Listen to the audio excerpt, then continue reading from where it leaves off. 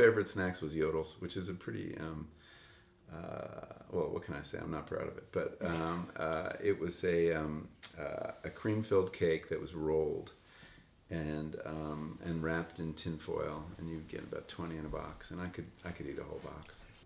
I was very lucky in that I had the foundation of my mother's cooking, and also it wasn't just the cooking; it was the ritual, it was the meal. I mean, the family meal was a big deal. You had to come to family dinner, and after a while we had friends who wanted to be there too, which made us appreciate that it was kind of special.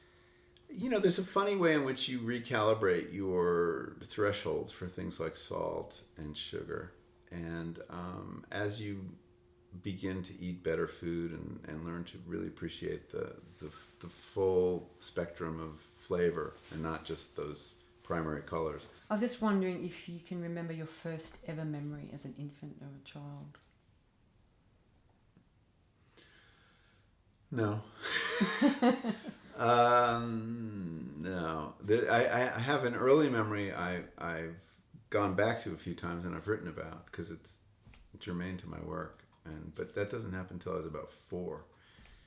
And that was a memory of, there was a hedge behind my house. And this is in Farmingdale. We had a little house, tract house. And there was, in the backyard, there was a concrete patio, little strip of grass, hedge of lilac and forsythia, and behind that, a little dead space, and then a fence. And one day in the fall, I was playing around back there, and that's where I like to hide and everything, and found a watermelon that I had actually planted, really spit out and just kind of covered up the seed. And the thing had grown, and I hadn't been back there all summer. And there was this thing, it was about this big, and but I was only about this big. And it was just thrilling. I mean, to see that connection between something you plant and something you could harvest. So I picked it up. And I was so excited, I just had to show my mom as soon as I could. And I went running, screaming my head off, and I tripped on the patio and splat. But still, it was, that was the least of it. It was still pretty cool. So that was my first gardening memory.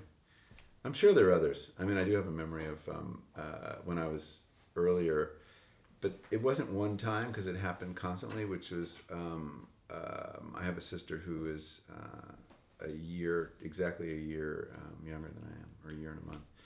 And as soon as I could, when I was 2 and she was probably 1, just climbing up her crib and getting in and waking her up to play. So that might be the earliest. Do you think that this memory has anything to do with your passions now as an adult? The watermelon memory, obviously, the memory of finding that watermelon is the, that was my first acquaintance with the miracle of the seed and the fruit, and that you could actually do this and create this thing out of nothing. And that's I still get a thrill from that. Sure. Your mother, Corky, has said that food and cooking were always very much part of your family, but that one of your favourite snacks was Yodels. That's correct, yeah. One of my favourite snacks was Yodels, which is a pretty... well, what can I say? I'm not proud of it, but it was a cream-filled cake that was rolled and wrapped in tin foil, and you'd get about 20 in a box, and I could eat a whole box. And I would often do that after school, or half a box if I had to split it with my sisters. So I had a fair amount of junk food growing up. I mean, not the worst stuff. My mother drew certain lines, like we couldn't have candy.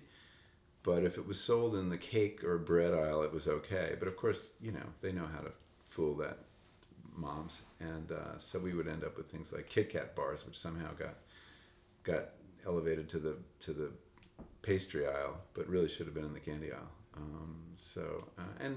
Ate a fair amount of fast food, which I loved. But my mom was a great cook too. And so most nights of the week, I would say 5 nights of the week, 4 or 5 nights of the week, we had a home cooked dinner. We all sat down, we all ate the same thing, and it was delicious. And then, if we were lucky, we got to have, TV dinners on Saturday night when they went out. Do you remember when your sort of taste buds started to reject Yodels or fast food, or? I don't know if my taste buds ever rejected them. My brain rejected them. I don't know, if you gave me one now, I would probably find it unbearably sweet. But, so I don't know, I haven't. There's a funny way in which you recalibrate your thresholds for things like salt and sugar. And as you begin to eat better food and learn to really appreciate the full spectrum of flavor and not just those primary colors, I think your ability to enjoy those things diminishes. And I know that I can't enjoy, a lot of processed food just because, I've been eating real food for a while, and it tastes really weird if you've been eating real food for a while. So I didn't really give much thought to my eating, until my 30s, really. I mean, into my 20s, I was, I liked food, but I didn't give it a whole lot of thought. And it really was the beginning of my writing about these subjects and writing about gardens and starting to garden and eat things out of the garden and learning how to cook the things that were coming out of the garden. Then I began to think about it. But I didn't have a high sensitivity to the links between food and anything else except my immediate pleasure for a long time. So do you think that foundation of your family's home cooking and eating together, was that what then, I was very lucky in that I had the foundation of my mother's cooking, and also it wasn't just the cooking; it was the ritual, it was the meal. I mean, the family meal was a big deal. You had to come to family dinner, and after a while we had friends who wanted to be there too, which made us appreciate that it was kind of special. I had friends whose mothers never cooked, either because they couldn't or they were working, and these friends would always want to eat at our house, and there was always another person at the table.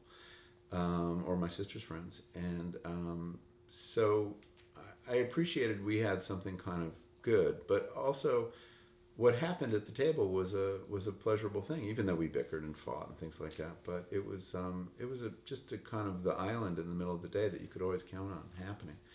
So I think my sensitivity to meals and the beauty of meals and those pleasures and their value in terms of forging relationships and community was there from the beginning. Before the food itself. I mean, the food itself is almost incidental. How hard do you think it is for people who have not had any of that? The food, the family. How hard do you think it is to actually get them to find? I think it's difficult if you haven't had that background. It's one of the things that worries me about having a generation coming of age that hasn't had regular family dinner or learned how to cook or been around people who've cooked. That, how are they going to learn? I think those habits are instilled in our childhood. However, you have, as our culture has begun this conversation about food and this elevation of meals and chefs and cooking, there are people who might not have that background but are eager to have the benefits of it. And they see the value in terms of community especially. I mean, I think the food movement is, about a lot more than food. It's really about community. And food has always been a way, a means of forging community. And so I think you do have people who are creating, not recreating, but creating that reality for themselves. And they struggle a little bit more because they have to be very deliberate about it. But although it may be harder, people are doing it nevertheless. I don't think I don't think you can write those people off as they're never going to be able to do this because they didn't have it as kids. I can think of this one friend who was a latchkey kid, and his mom really didn't cook. I remember being at his apartment once and trying to find a pan to scramble some eggs, and it was like crusted with crud and hadn't been touched in 10 years. And he now, he cooks all the time. He cooks every night. Now he had the benefit of my mom's cooking, but and he cites that as a model, but the point is you can get it other places.